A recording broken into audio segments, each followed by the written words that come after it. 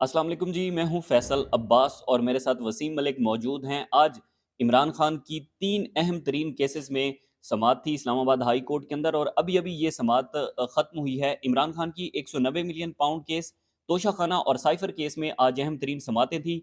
इनके बारे जो है वो आपको अपडेट करेंगे। वसीम मलिक, क्या अपडेट्स हैं? आज इस्लामाबाद हाई कोर्ट के 2 मुख्तलिफ बेंचेस थे और क्या सूरत हाल रही? अच्छा देखिए साबिक़ वज़ीर-ए-आज़म इमरान ख़ान जिस तरह उनका इंतख़ाबात से क़बल 3 मुकदमात में बड़ा भोंडे तरीके से ट्रायल चलाकर हुँ, और सज़ाएँ दी गईं, हुँ, तो उसके ख़िलाफ़ ऑब्वियस है कि अपीलें जो हैं वो इस्लामाबाद हाई कोर्ट में आनी थी। अब 3 केसेस थे। पहला तो 190 मिलियन पाउंड वाला जो मामला है वो अभी ट्रायल चल रहा है। इमरान ख़ान के ऊपर फ़र्द जुर्म आयद हुँ, नहीं हुई, जज मोहम्मद बशीर को तब्दील किया गया, नए हाँ, जज लाए गए। तो उसमें तो पूरी तैयारियाँ हैं कि किसी न किसी तरह इसमें भी कन्विक्ट किया जाए और वैसा ही भोंडा तरीके से हुँ, ट्रायल चलाया जाए जैसे पहले चलाया जाता रहा है। तो बहरहाल जो 2 मेन अहम मुकदमात थे जो मेरे लिए बड़े आज इम्पोर्टेंट थे, वो ये था कि एक तो साइफ़र का जो मुकदमा है जिसमें शाह महमूद कुरैशी और इमरान खान को सज़ाएँ सुनाई गई हैं और उसके साथ-साथ जो तोशाखाना का नैब का हाँ, मुकदमा था जिसमें सज़ा सुनाई गई। यानी हमें याद है कि 8 फरवरी को इंतखाबात होने थे, 29 को एक फ़ैसला आता था, फिर 30 को एक य 31 को एक फ़ैसला आता था जनवरी को, फिर आगे ग़ालिबन यकम तारीख़ थी एक फ़ैसला आता था। और हैट्रिक की गई बाकायदा और जिस तरह से उस वक़्त पूरी रियासत एक खौफ़ का शिकार थी। बिल्कुल। और तकरीबन मैं वहाँ पर क्योंकि अडयाला जेल में जाता रहा हूँ, तो 13 से 14-14 घंटे जो है वो वहाँ पर समाअत होती रही है। वैसे तो मेरे ख़्याल में सेशन कोर्ट्स जो हैं वो उनका वक़्त साढ़े 3 बजे तक का होता था, कोई अगर अर्जेंट केसेज़ ना हो तो। और हमने ये भी देखा, आप वहाँ पर मौजूद होते थे, मेरा बदकिस्मती से इत्तेफ़ाक नहीं हाँ। हुआ, एक तारीख़ी ट्रायल था, उस हवाले से उसे देखना ज़रूरी था। तो रात को 1-1 और 2-2 बजे तक भी समातें चल रही समाअत होती है होती और रही फिर है, उसमें ऐसे ही इंटरेस्टिंग है। बात ये थी कि सरकारी गवाहों पे जो जरा कर रहे थे, वो भी सरकारी वकील कर रहे थे। इमरान खान के वकील को अंदर जाने अच्छा, की इजाज़त नहीं दे ये रहे। बड़ी इंटरेस्टिंग तो बात है। अब इसी तरह का जिस तरह भोंडे तरीके से रियासत ने मिलकर और नो डाउट उसमें इसमें अब कहने के लिए कोई दो राय नहीं है कि ये जो निगरान गवर्नमेंट थी, ये तो एक पपेट थी। ऐसे ही और है। ये पपेट गवर्नमेंट के पीछे एस्टेब्लिशमेंट बैठी थी और एस्टेब्लिशमेंट ने इंतखाबात से कबल ये सब कुछ करना था, मगर 8 फरवरी को जिस तरह वोटर बाहर निकले, तो फिर उन सबको पता चल गया कि उनकी अभी तक की जो कार्रवाइयाँ हैं, वो कामयाब नहीं हो रही। तो फिर शायद उसी वो एक होता है ना कि जब आप इतनी पावर में बैठे हों और आप एक चीज़ करना चाह रहे हों, वो ना हो सक रही हो, तो फिर आप हुँ, मज़ीद गुस्से में आते हैं। मैं अब इन समातों के ऊपर आता हाँ, हूँ, मगर बिल्कुल। उससे कबल मैं एक छोटी-सी हुँ, कॉमेंट आपके इस सवाल के जवाब में दे देता हूँ, तो मज़ीद गुस्से में होते हैं। हुँ, इन्हें एक मर्तबा जब ग़ालिबन 70 की दिहाई में इंतखाबात में एक मर्तबा ऐसा लगा था कि गेम इनके हाथ से निकल रही है, तो हुँ, उस वक़्त फिर एक साबिक़ वज़ीर-ए-आज़म को फांसी चढ़ा दिया गया। हुँ, और फिर 8 फरवरी 2024 का वो दिन कि जब अवाम ने एक मर्तबा फिर बताया कि उनके वोटों की कितनी कदर और मंज़िलत है, उनके वोटों की कितनी हैसियत है और वो जो कॉन्स्टिट्यूशनल मैंडेट का इस्तेमाल करते हैं, जो हुँ, बनाए पाकिस्तान ने उसे हुँ, दिया है।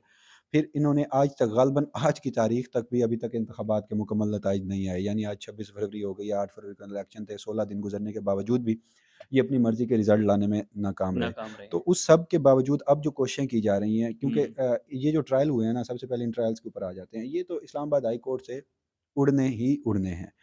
कोई जज बैठा हो, कोई भी जज बैठा हो, आमिर फ़ारूक साहब बैठे हों, मोअज़्ज़ज़ आमिर फ़ारूक साहब या फिर कह लें कि इनका अल्ट्रा प्रो मैक्स वर्ज़न भी बैठा हो।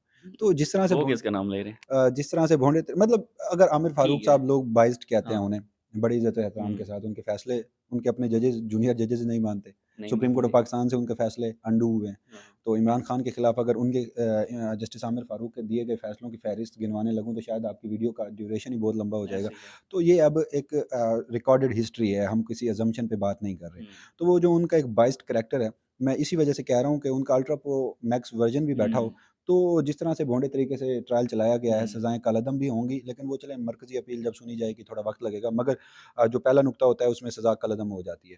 तो उसी वजह से मैं आपको एक खबर देता हूँ कि उसमें आमिर फ़ारूक साहब ने इस ख़्वाहिश का इज़हार किया था पावरफुल सर्कल्स में कि अच्छा। अब उनकी बस हो गई है, लिहाज़ा अब वो ये अपीलें नहीं सुनना चाहते, उन्हें ये सुप्रीम जो कोर्ट में अभी अपीलें लगी हैं हाँ जी, इमरान खान की। इन्हें सुप्रीम कोर्ट में एलिवेट किया जाए। तो अच्छा, बस वो जो आपके पास अब आप हाई कोर्ट कवर करते हैं, हुँ, आपके पास जो नंबर 2 हैं, उनके साथ मुक़्तदा की कुछ बनती नहीं है। और उन्हें डर है कि अगर आमिर फ़ारूक साहब को इस लम्हे एलिवेट किया जाता है, तो फिर उनके लिए इस्लामाबाद हाई कोर्ट में मज़ीद मसाइल पैदा होंगे। तो अब कोशिश इस तरह से की जा रही है कि किसी तरह नंबर 2 को साइड पे करके नंबर 3 को नंबर 1 पे ला दिया जाए और उन्हें chief justice Islamabad high court की कमान सँभाल ली जाए और फिर आमिर फ़ारूक साहब को वहाँ भेजा जाए। तो जब तक ये सारा मामला नहीं होता, फिर मजबूरन आमिर फ़ारूक साहब को ये अपीलें सुननी पड़ी हैं। सुननी अब जब पड़ेंगी। वो अपीलें सुनेंगे, जुमेरात के रोज़ हो, 1, 2 या 3 समातों के बाद सज़ाएँ कलअदम होनी है। यानी अच्छा, यानी कि आप बतौर कोर्ट रिपोर्टर यही देखते हैं कि 2 से 3 समातें होंगी और ये सज़ाएँ देखिए, कलअदम मुझे होंगी। ये मामला जो है अब फरवरी है ना, मुझे मार्च के इख्तिताम तक या अप्रैल के शुरू तक इन हुँ, मुकदमात में जिस तरह से भोंडे तरीके से ट्रायल किया गया, हुँ, इमरान खान बाहर आते दिखाई दे रहे हैं। शायद उसी वजह से, उसी कशमकश में, उसी परेशानी में अब आपकी पूरी रियासत की जो अगली कोशिश है, अगला हदफ है, हुँ, वो ये है कि इमरान खान को एक तो 190 मिलियन पाउंड में कन्विक्ट करवाना है और फिर 9th में कन्विक्ट करवाना है। इसी वजह से मैं अक्सर एक बात कहता हूँ कि पहले हमारे यहाँ होता था कि तर्जुमान आता था, हुँ, बाकायदा तौर पर जो ऑफ़िशियल तर्जुमान है वो स्टेटमेंट देता था, हुँ, पॉलिसी बताता था। अब हमारे यहाँ निके-निके तर्जुमान मीडिया की सूरत में मुलाज़िम सहाफ़ी मैं उन्हें कहता हूँ, वो छोड़े गए हैं, तो वो हुँ, आके रोज़ बताते हैं कि जी रियासत ये सोच रही है, रियासत ये कर रही है। तो उनके गुज़श्ता 1 से डेढ़ हफ़्ते के गुज़श्ता बातें सुन लीजिए, ट्वीट सुन लीजिए, व्लॉग हाँ, उठा के सुन लीजिए, वो भी फ्रस्ट्रेटेड हैं। वो जो जिन लोगों से मिलते हैं, वो जितने फ्रस्ट्रेटेड हैं, वो लोग आकर मज़ीद फ्रस्ट्रेटेड हो जाते हैं। क्योंकि उनकी भी ज़ाती ख़्वाहिश है कि इमरान खान को क्रश किया जाए। मगर इस वक़्त अवाम ने जिसे मैंडेट दिया, वो जेल में बैठा है, जो फ़ॉर्म 47 वाली एक खातून है, वो सब पंजाब में हल्फ़ उठा चुकी हैं। आने वाले दिनों में यहाँ वफ़ाक़ी दारुल-हुकूमत इस्लामाबाद में भी फ़ॉर्म 47 के नतीजे में हल्फ़ उठाया जाएगा। हुँ। तो ये एक बदकिस्मती की बात थी, तो इस सारे मामले में अब कोशिश ये की जा रही है कि जल्द से जल्द इमरान खान को इन 2 मुकदमात में कन्विक्ट किया जाए, क्योंकि इत्तलात ये भी हैं कि जब इंतखाबात के नताइज आए, तो फिर शायद पावरफुल सर्कल्स को कुछ एहसास हुआ, तो उन्होंने इमरान खान से राब्ता करने की कोशिश की। इमरान खान साहब की जानिब से वो चीज़ें नहीं मानी गई, रिस्पॉन्स नहीं आया। वो रिस्पॉन्स नहीं आया। तो फिर जब आपके पास इतने बड़े मनसब हों कि आप हुँ, माज़रत के साथ, माज़अल्लाह ज़मीनी खुदा खुद को समझते हों, हुँ, और फिर आप अपना एक नुमाइंदा भेजें और हुँ, इमरान खान उस हुँ, नुमाइंदे की बात ना माने, तो आपको हुँ, मज़ीद गुस्सा आता है। वो तो उस वक़्त सारे रियासत उस सारे मामलात की तरफ आगे बढ़ रही है। बहरहाल मैं यही देख रहा हूँ कि इन मुकदमात में, चाहे आप किसी और मुकदमे में भी कन्विक्ट कर लें, मुझे कहीं न कहीं लगता है कि इमरान खान ने भी अपना माइंड बना लिया है, उन्होंने भी अपनी सोच बना ली है कि ये जो मौजूदा रजीम है, इनके होते हुए उन्हें भी कोई रिलीफ़ नहीं मिल सकता। लिहाज़ा वो मेंटली तैयार हैं कि अगर इस सारे दौरान उन्हें जेल में रहकर इन सारी चीज़ों का सामना करना पड़ेगा, तो वो करेंगे। अच्छा नहीं, एक और बात भी तो है, ज़ाहिर है वो एक अलग डिबेट है कि हुकूमत क्या चल रही है इमरान खान के अगेंस्ट सारे, लेकिन जो जजेस हैं, जो अदलिया है, उनका एक अपना कंडक्ट है। पहले हमने देखा कि साइफ़र केस को 2 मर्तबा मियाँ गुल हसन औरंगज़ेब ज़ेब साहब जो है वो उसको उसके ट्रायल को कलअदम करार दे चुके हैं। जो पूरा प्रोसेस हुआ था, उस प्रोसेस में बहुत सारी वायलेशन थी, एसओपीज़ को नहीं फ़ॉलो किया गया, जो फेयर ट्रायल का हक है, वो इमरान खान को नहीं दिया गया। मज़े की बात है कि फिर वो सेशन कोर्ट उस पे फ़ैसला कर देती है, सज़ा सुना देती है और फिर उसकी सज़ा के खिलाफ अपील फिर जो है वो उसी जज के सामने आ जाती है। तो वो आप ये नहीं देखते कि वो जब उसके सामने ये केस जाएगा, ठीक है? तो वो तो मेरे ख़्याल में इसमें कुछ चंद मिनट ही लगाएँगे। देखिए, जैसे मैंने आपको शुरू में कहा कि कोई भी जज बिठा दें, जिस हुँ, तरह से भोंडे तरीके से ट्रायल किया गया है, तो हुँ, उसको सस्टेन रखना पाकिस्तान में कुछ भी हो सकता है। लेकिन बतौर कोर्ट रिपोर्टर आप भी अदालतें कवर करते हैं, हम भी करते हैं, तो हमें मुश्किल दिखाई दे रहा है।